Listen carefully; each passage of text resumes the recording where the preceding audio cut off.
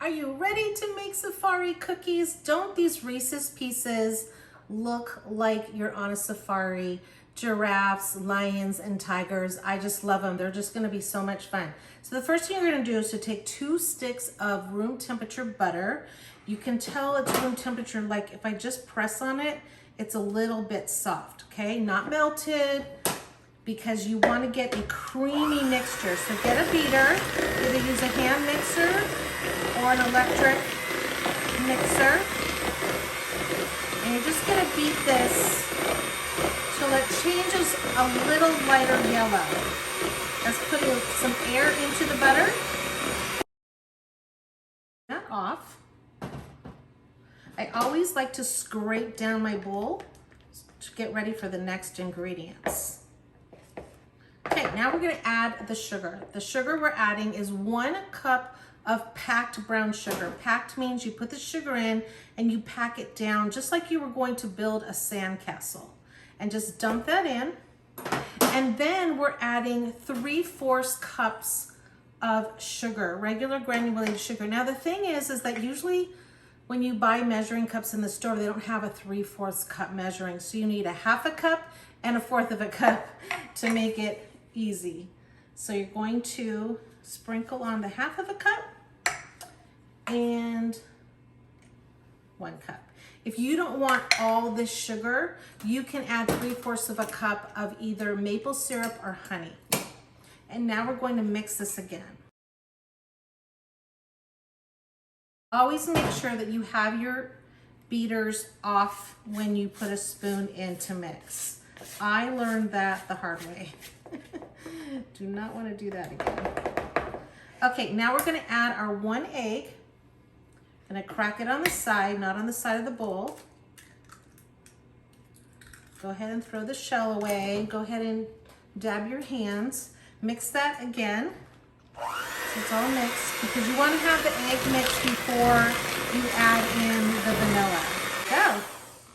This is a really fast recipe, and I can bet you it's gonna be really fast that people are gonna eat these too. So we're gonna add 2 teaspoons of vanilla extract. It really is important to use pure vanilla extract. The imitation kind just does not cut it. Mixed really, really well. I'm gonna scrape the bowl down again. And now this is a way that you can do no 2 bowls. You don't want 2 bowls, more mess to clean up. So we're going to put the flour and the baking soda on top of each other, mix it together on top, then mix it all in. And this calls for 2.5 cups of flour. I don't think that got dirty. No, it did not. So we're gonna do 1 cup of flour, then 2 cups, and then I'm going to do a 1/2 cup. So take my 1/2 cup that I've already used for the sugar, and I like to use the back end of a knife if I don't think I can get a good measurement. All right, and this is where you can kind of toss it a little bit like this. Just spread it around on top. Do you see how it's just on top? Then you're gonna take your baking soda, which is 1 teaspoon, and just sprinkle it on top. But you wanna mix that flour mixture. Do you see I'm kind of mixing it together before I add it into the liquid part, so that that baking soda doesn't clump in certain spots? That doesn't taste good. Okay, now I can turn my mixer on again.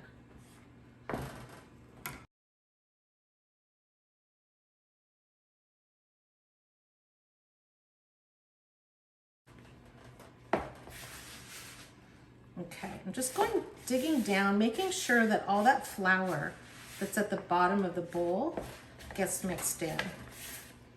Likes to hide under all that. Okay, now is the fun part. So you take your bag of Reese's Pieces and dump it in here. Pretty amazing. You do not want to turn your beater on anymore. You're done with your beater, because we do not want these little pieces to be broken up. I'm just going to mix that really in. If you need to, you can use your hands. You want to turn your oven on to 350 degrees. Make sure it's going into a preheated oven. Go wash my hands, and when I come back, we're gonna put these on a cookie sheet. All right, now's the fun part, to scoop them out. About the size of 1.5 inches, little balls. You wanna put anywhere from 12 to 15 cookies on here. They bake pretty quick, so you'll be able to, if you have extra cookie sheets, then go ahead and add them all right now. But if you only have 1 cookie sheet, then they'll bake and then you can add again.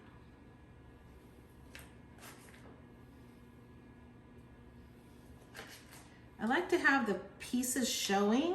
So do you see how I'm kind of making it so that they show when they melt? I want everyone to see the safari look on there.